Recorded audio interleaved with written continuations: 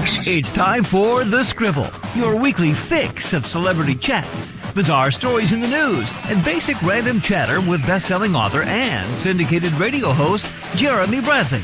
Make sure your seat is in the upright and locked position and your barf bag is securely in place. Here's Jeremy Bradley. Thank you very much, Larson. Jeremy Bradley here. This is The Scribble, 30 minutes of time-wasting fun. Actually, here's the thing. You know what? We're going to get serious today. I'm already taking my serious tone with you. One word, okay? One word. Cheating. Cheating. We're talking relationships. I'm not talking, cheating on a test at school or whatever. I'm talking the important one, the serious one. Cheating in a relationship. Now, there's some things in life that you just can't accept. So for me, when I was single, not that I had a laundry list of things that were deal breakers. One of them was smoking.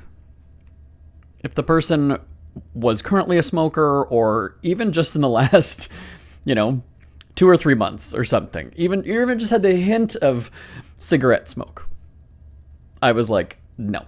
And it's tough because, I came up in it was gay.com, was chat rooms and the bar. I'm trying to think if back then there was smoking in the bar or you had to go outside already. I don't remember. I think that you could still smoke in the bar when I worked there. But anyway, so that's a tough gauge, right? If somebody smells like smoke, well, you're in a bar, right? Now, I'm not one of those people who went and, drunkenly made out with people, so I don't know. But even if you were just, let's say sitting beside me, or your jacket, or, in the winter smelled like, cigarettes or something. And so my parents smoked the entire time that my brothers and I were growing up. So for me, I have a very trained, I was going to say sensitive, but I've got a very trained nose for a smoker. Like, we would say to our parents, like, your jacket stinks, or you guys stink, or stink. And they would say no, because they couldn't smell it, because, right, it's you and you're used to it. So one of my deal breakers was smoking. That was my kind of thing, was like, you could be, the hottest, the richest, the nicest, whatever. That was just a no for me. Now I realize people's laundry lists are, very, very physical and superficial and whatever. But that was the one thing for me. And then the other thing was cheating. Now, this is the thing. You could always say, well, is somebody going to be honest about that? They could easily just lie and say, no, I've never cheated. Right?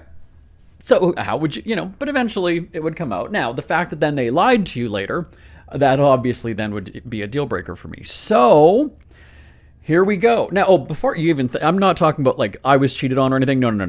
If that's where you think the story's going, his husband cheated on. No. Because I will explain why he won't cheat on me. There's that old saying, there's an app for that. There's a story for that. But somebody that I know is in this dilemma of, I know somebody is cheating. What do I do? I'm saying that's what they're saying that. My friend is saying, I know somebody who's cheating. Or not me saying that about the friend. Okay, so that's the friend going, what do I do? I know this person's cheating. What? And mentions this to me. Well, this is the thing. Because I have such strong views and opinions on cheating, I have kind of done stuff in the past when I've known about cheating. Now, if that's not a tease for you to stick around, I don't know what is. And we're getting into it on The Scribble right after this. Isn't it crazy that you wait for payday, but before you know it, you're strapped for cash again? It's time to stop blowing your money and become a smart spender with the book, The Official Guide to Being an American Cheapskate, at cheapskatebook.com. Learn simple ways to cut costs at home every day and during special times of the year. Don't go broke at Christmas. Don't remortgage the house for a fancy vacation. The book is filled with tips to save you money throughout the year. Check out the best-selling book, The Official Guide to Being an American Cheapskate, at cheapskatebook.com or on Amazon and iTunes. Ever had something to get off your chest but never had the balls to say it? That's a load of crap. Speak Free with JB.com is exactly what you've been waiting for. Your chance to tell it like it is and not care what anybody else thinks. Have your say on issues of the day. Join newspaper and radio columnist Jeremy Bradley as he tells it like it is. Hundreds of thousands of people have stopped by, including some well-known celebrities who have had a chat with JB and speak candidly about what's really going on in the world. You can join them too. Have a rant or a rave. Be brave and head on over to www.speakfreewithjb.com now. Jeremy Bradley here, back on the Scribble. All right, so I'll talk about my friend and the cheating dilemma of do I or don't I, blab, coming up in just a moment. But let me explain to you why I am very, very confident that my husband would never cheat on me. First of all, he knows that there is an agreement in the relationship that if one party were to cheat, they would forfeit 95% of their assets. So we have 2 very nice houses, 4 great cars. There's a lot of assets here. And it's not even like it's like a threat of like, I better not. No, first of all, you shouldn't even have that as a consideration in your relationship. It's also kind of like the prenup thing, right? Where you're banking on it. You're thinking, well, this might not work out. Well, at the same time, I mean, that's also what insurance is when you buy a house, right? Or when you get a car. But so that was something that I said at the very beginning. I said, we have to put this in writing somehow, that I am, like, cheating is just absolutely not, if at some point it's kind of that this has run its course, or, there's somebody that I've hit it off with more, then it's the honesty, it's the, I was going to say upfrontness. Is that a word? But you know what I mean. It's that honesty, it's that communication, and then fine, we split, and there's no, because that would at least also save your ass and your money and your property and your belongings. Not to mention that I would probably take whatever percent and burn it in the backyard too when I find out. So there is that. Now let me explain why that was also kind of put into place. Okay. Now this is a story. I've got to tell you, this is a story that I think maybe fewer than, okay, so my cousin knows, my brother knows, Bonnie knows, Raylene, our accountant, knows. I would say 5, well, no more than 10 people know this story. And now here you are. So this is, it's one thing to talk about your relationships, right? I mean, some people put so much stuff out there on social media that it kind of makes you wonder, like, maybe that's oversharing. And I've always, I was in my relationship for years, even when I was on the radio show, and it was never talked about. I never made it an issue. I never even really talked about my own family. I never talked about my brothers. I never talked about my parents. I never talked about anybody like that. So even in a relationship, it wasn't about being in the closet, because people had met him, and so people in my life knew, and he'd come to family gatherings and he was around, and so that wasn't the issue. But that's never, I'm not one of those people who you see on Instagram where they have their partner's social handle and everything right in their bio, and it's like this declaration, it's this proclamation, it's this married, hands off, happily married, happily partnered. I've never done that status shit. Neither of our pages say married to whoever, married. It's none of your business. I don't fucking care if you know, if you don't know, if you like it, if you don't like it. It's not it doesn't matter. So early on in the relationship, okay, so and I've told this story. This part of the story, though, is that he was listening to our syndicated radio show on a streaming station in Brazil. He'd emailed the show back and forth. We would do like a web poll question or like a discussion topic, every week. Keep in mind, we're going back more than 10 years, so we would have people emailing in, and we had a lot of people. We had like over 300,000 listeners, so he was just another name that came up. And then eventually, the emails became more frequent and longer, and then we start chatting back and forth, and then video calling, and then it was kind of like, wow, we've basically been video calling for an hour and a half to 3 hours, literally every night for about a year. Hey, we should meet and do this. So then we ended up getting together at Christmas. I was living in Canada. Was I going back and forth? I didn't. We had the place in West Hollywood for an office space. But anyway, so he came to Canada from Brazil for Christmas, and then we had such a great time. I mean, within an hour, he'd never been in winter temperatures with snow and freezing cold, and English was, he knew it, but it was a little bit shaky.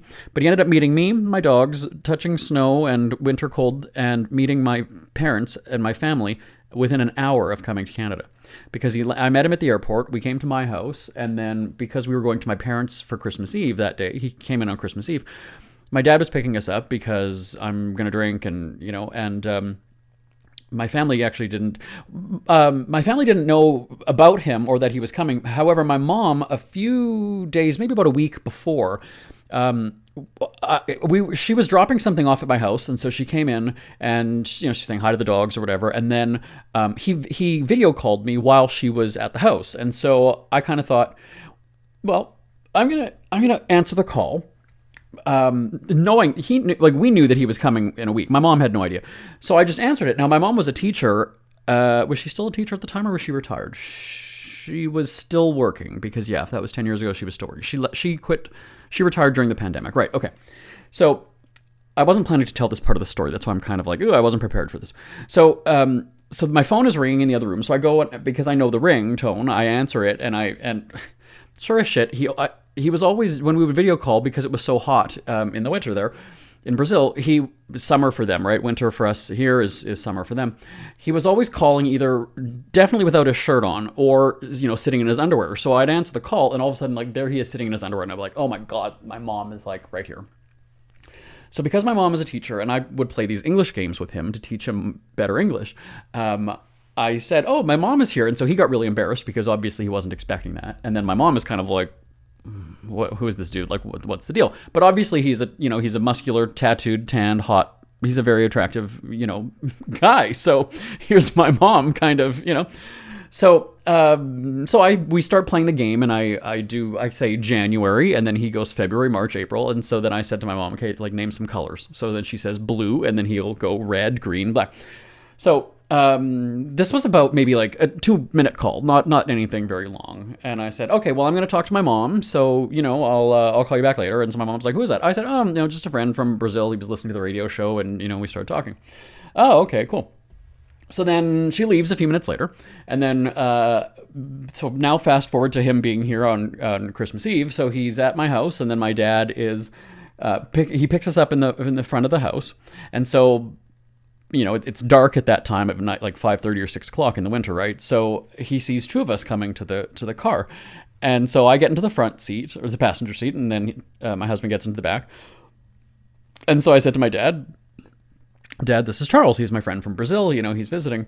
And he's like, oh, nice to meet you. And if my dad's not the most, best conversationalist in the first place, let alone somebody from a foreign land coming at Christmas, and English is kind of, So we have Christmas for, he was around for 4 days, and then he went back. And we didn't really book it for that long, because I thought, if this goes like what is it? 2 ways to Sunday or sideways or something, but I'm mixing up my slogans or my phrases, then at least he's gone, right? And it ended up being a really bad thing, because we had such a good time and it was so much fun. So he leaves after Christmas, and then he wants to come back right away. So he ends up coming back a month later, end of January now. So I said to him, okay, first of all, that's, for me as an entertainment host, that's award show season. Like, we're right in the middle of it. At that point, end of January, you would have already had the Golden Globes. You would have had potentially... No, the Grammys wouldn't be that early. It would be the Screen Actors Guild. So you'd have had Golden Globes and probably Screen Actors Guild in January. And then next would be Super Bowl, and then Grammys, and then Oscars. I think that's the order. Can't remember it offhand right now. But anyway, and so I just said to him, like, oh my God, that's just totally, And then I had one weekend off, and I ended up going to Palm Springs. So he's like, oh, well, I booked it. So we ended up coming back to Canada the same day. He landed in Winnipeg, maybe like 2 or 3 hours before I did. So he just waited at the airport for me. Anyway, so we go to my house, and it just got off to a bad start. I was already pissed off, because I thought, it's the one weekend that I have off that I kind of want to focus. And then the days leading up to an award show, the next weekend, I would be going to Los Angeles, because I was still living in Canada and going back and forth. So I said, like, I've got barely, like 3-4 days, and then I'm prepared. And then I just go, when we're preparing for an award show, if we're covering the red carpet, I mean, it's a really long day of like cramming and trying to remember nominees and watching, if it's Grammys, listening to the music or the albums or the videos or whatever it is. So I was pissed off, because he kind of was like, this is the day, I'm coming this day. I'm like, of course I want to see him, but... And then I said, I've got so much work to do. Like, I'm not going to have time to spend with you. And then at that time, I was also tweeting like The Bachelor and Bachelorette in the evenings. So we get to Winnipeg. It was, I think, like a Sunday night. We both returned. And then, the Monday is a regular work day for me. And so I said, like, I don't want you to, like, coming into the office, because like, what are you going to do there? There's no point in coming to the office, and there's like, it's going to get in the way. I'm going to be distracted. You're going to be bored. There's nothing to do. So stay at the house, like, with the dogs, and, you'll have to, like, watch TV or something. I don't know. Like, but you wanted to come here, and you knew that it was a busy time. So he was getting bored, and by the third day, I was in a meeting, and he messaged me and said that I'm going for coffee with a friend. And my first thought was, you don't have any friends in Winnipeg. So, red alert, red alert, red alert. Right? What does that mean? Does that mean I just went on to Grindr and there's somebody close by? Or I'm, like, what? How does this all, But of course, then, your mind is going, oh, well, he's out all day. So has he been, chatting with somebody yesterday too? Oh, what about, was this lined up before? Now, the thing was that because he was a guest in my house, I said to him, well, I'm not like comfortable giving you, keys and like the alarm code and all this other stuff. So, I mean, and my house is nice and big.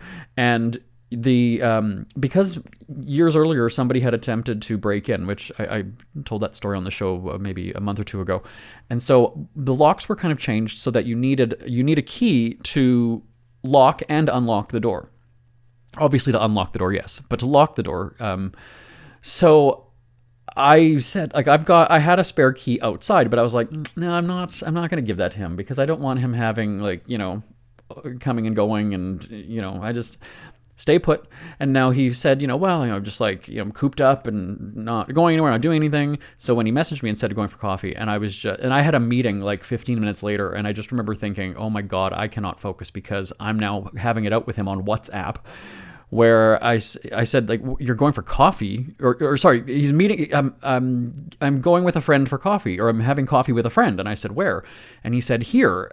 And I said, please don't have people over to my house. That's not okay. And he said, okay, then, a coffee shop. And I said, but you can't leave the house because, like, you can't lock the doors and things. Like, no. So then it becomes this fight of, well, I'm not going to, well, okay, then you can come with us later. And I said, yeah, we'll discuss this later. So then I go to my meeting.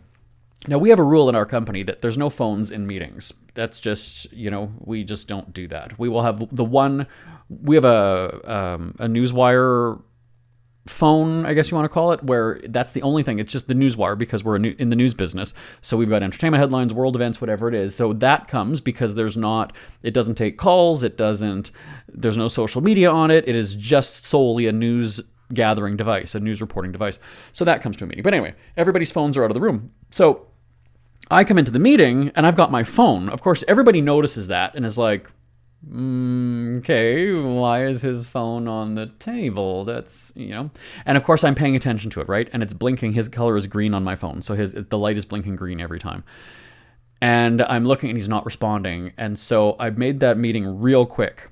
And I said to Lisa, who coincidentally is his assistant now, but she's a friend of mine too. She was sitting beside me in the meeting, and I just said, like, I'm going home. And she's like, what's going on? What's happening? I said, no, I'm out of here, you guys. So yeah, see you tomorrow. And of course, this happens to be at about 3:30, 4 o'clock across the other end of the city. And it was, so again, we're end of January. And so it's it's cold. The roads are slow going. It's rush hour traffic. And I just thought, I cannot get home fast enough, because my thought is, he has a man over to my house right now. And I mean, I'm not a violent person, but you remember that show Cheaters with Joey Greco and, whatever? I just thought, oh my God, I was so worked up. This is absolutely true. I was so worked up that I taxied home just because I was like, you know what? I gotta take a taxi. I can't do this. I have to get a taxi like right now and just get me home. So on the way home, I'm rating, there's no messages from him. I was kind of like, oh my God. And then my team is like wondering like, what's up? And so Lisa's like, what's going on? I said, we'll talk later. So as I'm getting close to the house, I just thought, oh my God, if there is a car parked in front of my house, I'm going to lose my shit. And then I said, or if there's a car parked in my driveway, I'm going to lose my shit. Because, like, right? Because what are you walking into then? He knows that I would be coming home at, 5:30 or whatever. So, here I am now at maybe 4 o'clock. And he just told me that he's going for coffee with somebody, right? So they would potentially still be together. Or he's having coffee with somebody. So we round the corner, and then we come to my street, and I was like, okay, no car in front of my house. Nothing in the driveway. I'm like, all right, good. Good. Okay, so now I'm preparing and going, okay. If there's somebody, like if they're sitting at the kitchen table, not as bad, right? Or if they're, in the living room watching TV, not as bad, okay? If they're upstairs in the bedroom, we're gonna have a problem. So I come through the front, or the side door, sorry, the back door, and I go and I open the door, and the dogs come, barreling down the stairs and run outside, and I was like, okay. So I look at the back landing, and I thought, okay, there's no outside pair of shoes. So I was like, all right, maybe they have their shoes on. Because when we first went to my parents' house on Christmas Eve, my husband didn't take off his shoes. He went right into the house with this. So I was kind of like, oh, maybe they still have their shoes on, maybe. So I was like, okay, now I know that my husband in the daytime would also be working on his English books. He had almost like kids' school workbooks that you would have in elementary school, so, learn the language and whatever. He would do that at the kitchen table. So when you come in, you go to the left for our kitchen. So I go to hang a left, and I was like, okay, he's not sitting at the kitchen table, all right.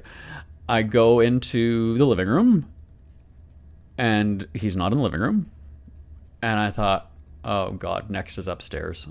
Heaven help me if, I just like, oh, my fucking God. So I go up the stairs, and there's nobody upstairs. And I thought, oh, hello, anybody? Like, where did you? And so, turns out, he left. He didn't have a key to lock the door, so he left I'm not going to say how much my house was, but it's a very large, expensive house. He left it unlocked with the dogs inside, and all of my possessions, really, right? Everything that I've worked for. And again, knowing that years earlier, somebody had tried to break into the house and almost broke the door down. So, there is a history there of safety is a concern. Even though I don't live in a bad area, it's a very nice area, that could still happen anywhere, right? Somebody could come into your neighborhood. And I was just like, oh my God, he's left with somebody. He's gone. So it's so funny because we haven't even actually got to the cheating story that I was going to tell you about, and we're more than halfway through the show, and they're wrapping me up. Okay, well, almost done. So here I am now at home. It's, let's say, 4:30, right? It's getting close. And I'm pacing, and I'm just fired up. So I grabbed, he still wasn't, because he was visiting, he was still kind of living out of a suitcase, right? But it's still, his toothbrush was in my bathroom, and then his glasses were on the coffee table, and then, his hair product or something was in the bathroom. So I was going around the house, I'm like packing it all up in a suitcase, and the suitcase was out in the snow in the backyard. And so I'm going through the house, right? And your dogs can tell when you're stressed, right? When your heart's racing or whatever it was. And so they're just following me around, and they're trying to get in my way, and like, what's up? What's going on? And I was standing in, so we have a spare bedroom in the front of the house. So the living room is on one side of the house, and then there's a spare bedroom on the other. And that bedroom has a very clear view to the front street and everything, but you wouldn't be able to see in because there's kind of some shrubbery and stuff in front. But I can see out everything. But from the street level or the sidewalk, you wouldn't be able to see into the house. So I'm waiting, and then Lisa calls, and she's like, "What's going on? What's up?" And I said, so I'm explaining it to her, and she's like, "Oh my God. Well, call me if you need me or whatever." And then because my husband, he wasn't my husband at the time, but because his birthday was a few days later, I was actually planning a big get together with my family members and relatives and everything, as a surprise, because he didn't know that they knew that he was back in Canada. Do you get what I'm saying? He was just visiting, but it wasn't like, oh, hey, let's go visit my parents. Oh, hey, let's go see my brother. We didn't tell my family that he was coming back into town. So he would not have known. So I was just going to make it like it was a birthday, that we were just going to go to a restaurant, and then my entire family or whoever, would be there, right? And he would be a surprise, because now it's kind of like, oh, well, they did know that you were here, and that's a surprise then for you. Anyway, so my brother calls then too, because he was wanting to know the deal, like, oh, well, are we doing like gifts, or like, what should we do? And I just said, you know what? Nothing right now. I said, just, you know what? There's something going on, and I don't even know that he's going to be here for his birthday. So nothing. And he's like, what's going on? I said, so I very fast gave him the rundown. He's like, okay, well, call me, and, I can be there in a few minutes, because my brother at the time lived not too far away. And again, my husband's a really big kind of muscular guy. He's like, if this goes right, I mean, if there's going to be two people versus you, and so I said, I don't think it's going to get to that, but I mean, I'll let you know. Time is going. It's like, where the fuck is he? Where is he? What's going on? And so finally I can see, because it's now sort of dark, right? I can see somebody walking to the sidewalk, and then all of a sudden I can see him coming up the sidewalk, but I had locked the doors. And so then the doorbell rings, and I open the door, and I was like, yes. And so he smells like coffee, and so he gives me this hug. He's like, hi. And I just, that's all I just, yep. That's all I can't even. And so then I just kind of laid into him like, no, that is not, no. I said, you're done. It was just a friend, he's in a relationship, and, I said we could go later, we all could go for coffee. And I said, you didn't even, first of all, I don't even know that you know somebody here. Oh, he's from Brazil. I'm like, then why has that never come up ever at all? Oh, hey, I know somebody in Winnipeg too. Like, really? And you just happen to know the guy? And maybe that is true, but still. And I said, you left my house open. I said, that's my possessions. That's my dogs. Somebody could come in and they could be gone. Well, but that didn't happen. That is not the point. I said, this is my property. You have no respect for my property, my kids, right? Like, that's, I said, no. And so I said, like, you have to, like, I said, this is done. We're done. I can't, because I can't go to work tomorrow, because now we're having this fight. I don't know if somebody's going to be in my house tomorrow then, because you're going to be pissed off, and, and then you're going to clear me out, and then you're going to leave, and, like, I'm going to come back to an empty house tomorrow. I said, I don't trust you. Don't trust you. So for that reason, you're out now. You are out. You're out the door. You're not staying. Come on now, come on, you can't do this, And so I said, no, you're not. So then he tried to flip it on me and said, well, you're responsible for me, as a guest in the country. And I said, no, I'm not. I am not. For customs or whatever at the border, I kind of said, well, you tell them where you're coming and they can call me if there's a question, which they never did. And he's trying to tell me that I'm responsible. I said, nope. I said, you can call the police if you want, and they're going to go and say, whose house is it? And I said, it is mine. And he is not allowed here, and you would be out the door, and you would need to find a place to stay, a way home. You would, oh yes. Oh, it got vicious. That's what I'm saying, is that he couldn't apologize. There was nothing, because like I said, now that line was crossed. I can't leave. I have to go to work tomorrow, and I'm not leaving you in the house. You're not being unattended. I'm going to come home. My stuff is going to be smashed. My TV is going to be stolen. Somebody's going to, steal because they know where I live now, and because the door can't be locked because he's home with the dogs. I said, it's done. It's out. And so he literally was thrown out. He was literally thrown out. I said, your stuff is outside in the backyard. Your suitcase is there. You need to go. Where am I going to go? I said, I don't know. I unplugged the Wi-Fi as well, so he couldn't use his phone. I said, that's not my problem. Like, you deceived me. Like, that's not okay. Whether or not this person is a friend or whatever, is you left my property and you had no respect for it. And so unfortunately that crosses a line with me. It really does. And now, because we're having this epic fight, I don't know what's going to play out tomorrow. So you got to go. And sure as shit, he was literally thrown out and into the front street. And then he came back and he came to the back door again. He's like, just why, what am I supposed to do? And I said, that's not my fucking problem. You have a friend, call your friend, go stay with your friend. And I'm sort of getting emotional about, talking about it. Obviously, things worked out, everybody. Let's, come on now. We're 10 years later. But that was the defining moment in the relationship where it was like, you're not going to fuck with me. In the moment, we both said that we both felt that we were right. Right? I was right for kicking him out, and he was, he didn't do anything wrong because nothing happened to the house. So, and it took a very long time. And so in that moment, I'm so worked up. I'm so fired up. I'm like, I don't care. Just fucking go. You got to get out. I don't know. I don't care. You've got to find your way to the airport. You got to find your way to your friend. NMP, not my problem. And so he ended up eventually, finding somebody that would answer the door at night, to a guy with a suitcase, and was able to get a taxi to the airport. And he stayed a day at the airport. And then he ended up calling his ex to book him a flight home, because that our company has good deals on flights and things like that. So we had booked it. And so because I had the access to it, I canceled this fucking flight. Damn rights I did. That's my money. He paid for one way to come to Canada. I had paid for him to go back. So look at that. Hey, if it was the other way around, he would have been okay. And so, And so like I said, that was the Wednesday or whatever it was. And then, I had to leave to go to the awards thing for the weekend. So I was just like, whatever. And so Lisa was watching, and so she checked his Instagram, and he happened to be in Chicago. And there was actually a part of me, by the way, that once things had kind of cooled down, I was kind of like, I actually kind of want to go to Chicago and try to find him and bring him back.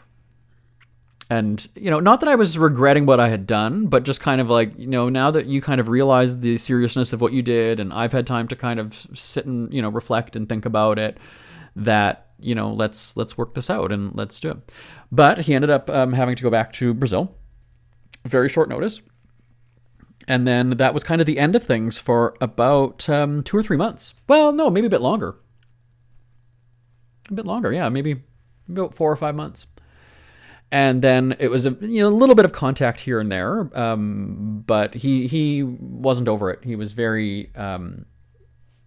he used the word scared, but I would just, and it's funny, right? Because in hindsight, I kind of look at that and go, well, on one hand, yes, he's in a completely different country in the winter. He's basically cut off from internet access. English is, it was okay. But at the same time, it's kind of like, well, at the same time, be resourceful, be an adult, figure out. I mean, they do it on Amazing Race, figure out how to get from place, point A to point B. So there you go. And I mean, if you're coming to another country without a working credit card or whatever the hell it is, I mean, that's also on you. It's not my problem.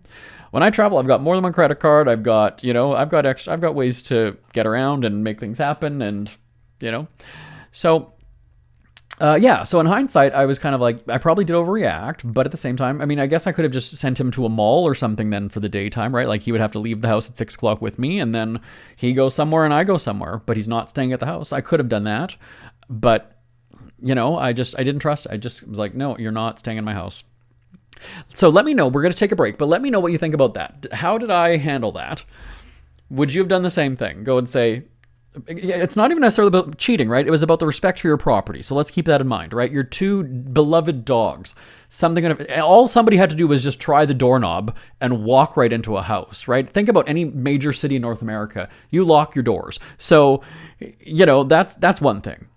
And so, yes, nothing happened. Nothing was, the place wasn't ransacked. There was nothing that happened. But still, that's, it's still my property and you had no respect for it. You're not a property owner, soon to be husband. You live with your parents still. So maybe it's a different situation if, you don't own property and have your own stuff like that. So anyway, live, LIVE at jbonair.com. Live at jbonair.com. This first story that I wasn't even supposed to talk about takes up 30 minutes of our show. And so what did I do that 30 minutes of time wasting fun thing at the beginning? I think I did say that. Well, here we are. So we got the 30 minutes of my life story, and now I'll get to the friend who's in a cheating dilemma or a knows about cheating dilemma. We'll get to that on the Scribble right after this. I need some water. Who are the Kardashians feuding with now? What did that little thug Justin Bieber do this time? Who's getting hitched? And who's headed for Splitsville? Hear the latest celebrity news and gossip every day on Entertainment Wrap-Up. The good, the bad, the ugly, but mostly the ridiculously hilarious. It's all recapped in this daily segment at entertainmentwrapup.com. Have a laugh at the expense of the rich and famous when they take themselves way too seriously. It's 3 minutes of time-wasting fun at entertainmentwrapup.com. Check out Entertainment Wrap-Up at entertainmentwrapup.com. Brought to you by Speak Free Books. For a great cup of joe, there's one thing you should know. Your morning brew can also be playful. Buff Boy Brewing guys make the temperature rise, and you surely feel naughty when you swallow our coffee. If you want some real heat, give your mouth a fine treat. You will want some more, rest assured. Buff Boy Brewing, you can't get enough of. It's never too early to start thinking about your next holiday. Have you checked out Mexico recently? From tequila tasting, swimming with horses, to ziplining through the jungle and watching whales and dolphins in their natural habitat, Puerto Vallarta has it all. Visit mexico.jbonair.com to see all the fun PV has to offer. That's at mexico.jbonair.com for hundreds of photos, interviews, and videos from around the tourist hotspot. Check out mexico.jbonair.com for all the fun. That's mexico.jbonair.com. Jeremy Bradley here. I just chugged so much water. Oh, that was good. Bonnie just said to me, take a breath. There's got to be stories in your life that you just kind of get worked up when you're telling them, right? And that's one of them. I'm over it. Obviously, it was a very long time ago. But, because it puts you back in that moment, right? It puts me back into... When I was telling you the story just now, or a few minutes ago, and I was talking about being in the spare bedroom looking out the window or whatever, I can still see that, right? Like, that's still there in my mind. Then that confrontation of me standing up against the kitchen door and him trying to go into the other room and where the dogs were, whatever. And I was just like, that is all still 10 years later. So it's not that I'm still holding on to that, obviously, because it's not something that I, throw in his face or whatever. And that's what I said earlier, is that we are beyond that now. So I'm very confident there won't be cheating because of this. Like there was that line in the sand. It's now been hashed out. You know what line not to cross, or you know where the line is, I guess would be the better way of saying it. And that's what it is. It's communication. There's no fucking around with me. There's no, deceiving. There's no, it's communication. If you're not there, then you're not there. And that if you're not there, then you're out. You're out there is kind of how it works. And that's just the way it is in my life. That's even with our team here. I am the most, easygoing, laughing, silly, sarcastic. You do something to deceive or to, be deceptive, then you're out. You're done. You're dead to me. Fuck right off. Never talk to me again. You're out. So, fast forward now to this cheating thing. All right. So, I've got a friend who knows about his friend cheating. Now, let me be clear. I don't know. So my friend is in this situation, okay? But I don't know the people he's talking about. So I can't give you a backstory as to, is the relationship good? Has there been cheating or whatever before? It would be hearsay, so I don't want to relay it incorrectly. So let me put that out front, okay? I only know my friend in this situation. So he knows about the cheating, okay? So this was something where it's, I guess it was kind of like Instagram kind of a flirting. So my friend is together with a friend, and obviously the friend's friend is in a relationship. So my friend and his friend go out, and it's, dinner or whatever they're doing. And then there's this Instagram DMs throughout the night. Now, my friend thinks that it's the partner messaging the guy. It's not. Because it's Instagram DMing. Now, if you're in a relationship, I mean, maybe you do DMs on Instagram, but mostly you would be texting, right? That's more the kind of personal sort of, right? Like that's... Maybe people DM in relationships. I don't know. But this isn't an internet relationship. This is a couple that's like, together in person, not a distance or Instagram relationship. So my friend found it odd that these weren't texts that he kept going to on the phone. It was DMs. So my friend kind of found it, sort of offensive. Like, hey, we're doing our night together or our thing together. Like, why are you... It's one thing if it's your partner texting and you're going back and forth. Even then, I find that rude. When I hang out with like Bonnie or whoever, like Mike, her husband, I mean, they've been married 50 years. He's not blowing up her phone. He's just like, yeah, go have a good time. Or when I get together with my cousin, the husband is not, texting, and she's not, oh, I'll be home later. It's like, no, it's my night out. I'll do what I want and I'll get home.